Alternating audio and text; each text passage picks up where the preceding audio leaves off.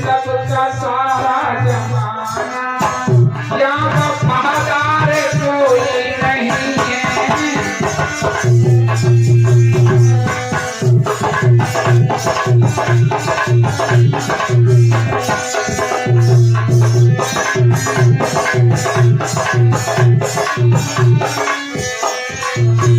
ये दुनिया वाले कौन है?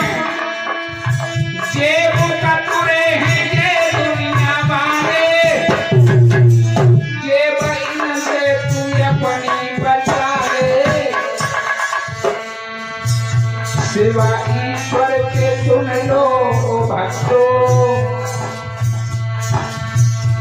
सिवा ईश्वर के सुन लो परिचित, यहाँ मददगार कोई नहीं है।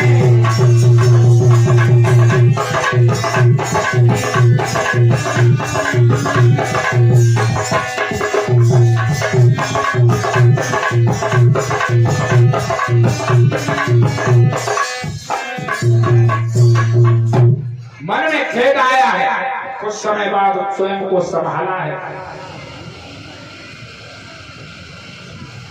मेरे श्रोता बंधुओं, महाराज हरिश्चंद्र ने घड़े को उठाने की कोशिश की, उठ नहीं पाया है। यहां तक घड़ा आया है, सर पर नहीं रख पाया, दोनों हाथों से छूट गया और घड़ा टूट गया। पहुंचे हैं लौट कर महाराज हरिश्चंद्र लौटकर पहुंचे। कालू मेहता ने कहा, क्यों रे हरिया ले आया पानी नहीं ला पाया। क्यों? जल का घड़ा नदी पर ही टूट गया। मेरी काया को ताकत नहीं, जो घड़े को उठा के मैंने कोशिश की, वो घड़ा उठ नहीं पाया। कहने लगा, क्यों रे काम एक काम तुझे दिया है वो भी ठीक से नहीं कर सकता, जा ये डंडा ले जा, आज से मरघट में जाकर पहरा दे, और जो कोई भी मुर्दा जलने के लिए है उसे कर का टका अवश्य लेना।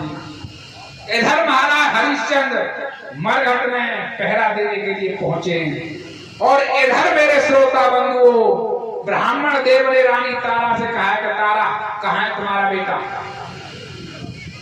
बुलाओ उसे, हमें हमारा पूजा का वक्त हो रहा है, हमारे लिए बगीचा से फूल लिया है। बेटा रोहितास को बुलाया है रानी तारा ने। बेटा, हम यहाँ पर खरीद कर लाए गए, हम उदास हैं, ज्यादा खेलने न जाया करो।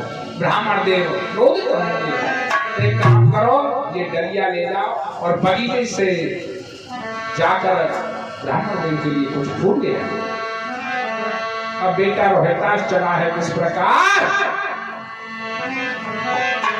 मात की बातन में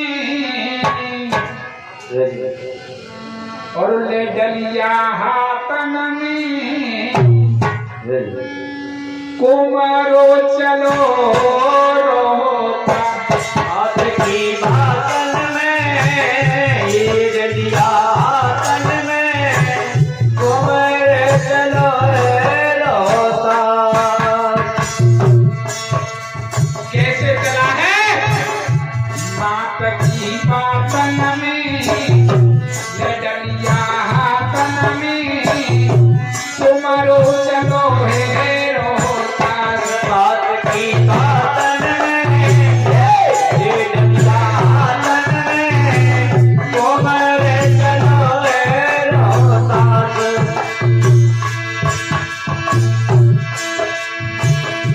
पहुंच जाओ फूल बाग के बीच, मात की बातन में डलिया हाथन में, कुमारो चलो हे रोता।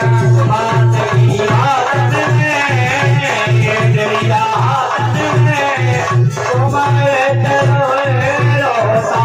पहुंच गो फूल बाग में साए डलिया हाथन में,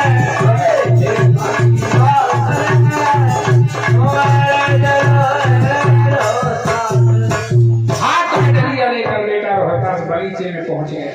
विश्वामित्र ने एक और कर्तव्य दिखाया है,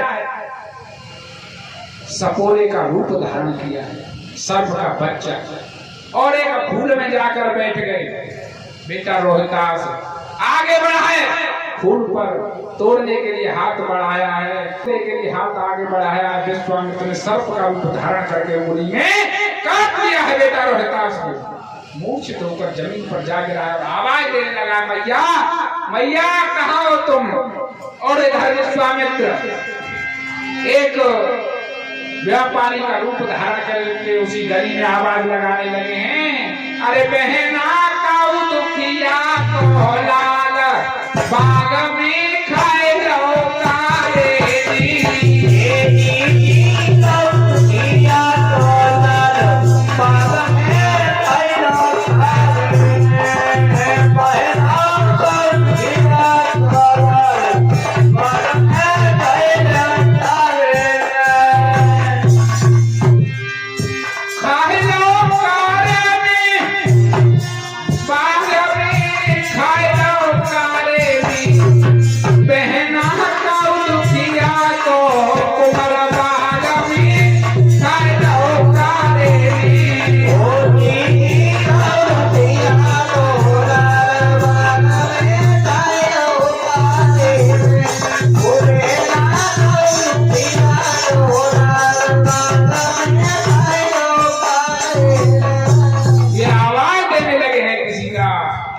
बच्चा सर्प ने डस लिया है बगीचे में। हो गया, रानी तारावती कहने लगी, महात्मा जी ब्राह्मण देव एक काम करो, अभी आवाज दी है बाहर से किसी का बेटा काले सर्प ने डस लिया है और मेरा ही बेटा आपके लिए पुष्प लेने बगीचे में गया, उसी को काले सर्प ने डस लिया है। मैं जल्दी से उसके पास जाना चाहती हूँ। ब्राह्मण देव की बुद्धि को भी भेज दिया है। कहने लगे, पहले हमारे लिए भोजन बनाओ, हमें भोग लगाना है, उसके बाद तुम जाना। जल्दी से रानी तारा ने भोजन बनाया है। तो बड़ा भी सपने सुख नहीं कर विचार देखो मना, दूसरे के आदमी भोजन बनाना ही था, दासी थी, भोजन बनाया है, हाथ जोड़कर खड़ी रही सामने महात्मा। ब्राह्मण देव, अगर मेरा बेटा इस बार चला गया तो वापस नहीं, तो मृत्यु की अंतिम घड़ियां गिन रहा है। मुझे यह आदेश दीजिए कि अंतिम क्षणों में तुम्हें अपने बेटा को अपनी बाहों में भर के दो बातें करें। कहने लगे, जाओ, जा सकती हो। पहुंची है रानी तारा, जहां बेटा रोहितास मूर्छित, अचेत, थोड़ी चेतना है और थोड़े अचेत भी हैं। ये पहचान नहीं हो पा रही तो हो क्या रहा है, केवल मैया मैया ही चिल्ला रहे हैं। मैया ने गोदी में जाकर लिया है बेटा रोहितास को, कहने लगी, बेटा जा दुखिया मैया को और तुम किन पर छोड़े जाते हो, और धर्म के मल्ला बन करके किसकी मजाधार लुटाते हो।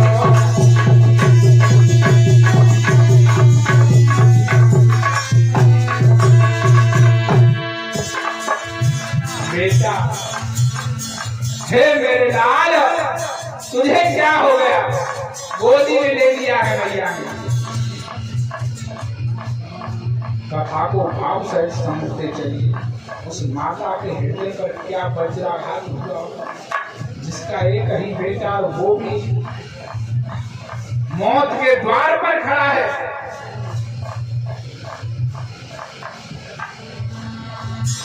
प्रहलाद के बेटा रोहितास के मुख से एक ही आवाज निकली है, मैया कछु सुख दुख की जो कहे बात मुझे कहे, ले ले मोरी में मात प्यार मुझे कहे, मेरी मात हमारी बिगड़ न लगी जुबान, मैया की गोदी में आज बेटा ने छोड़ गए हैं प्राण, अब तो रोवत रह गई माता के हंसा बोलते हुए गए।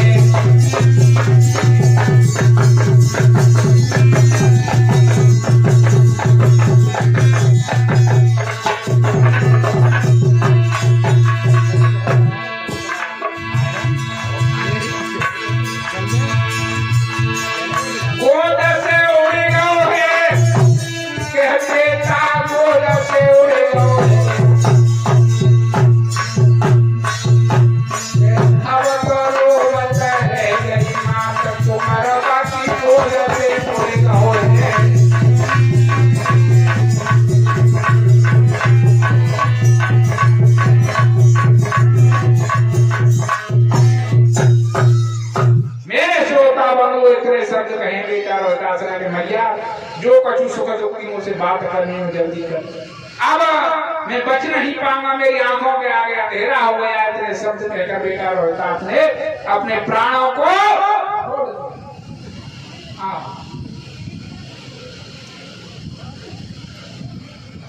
रानी तारा बेटा रोहतास की लहस पर बिलख बिलख के रोने लगी है।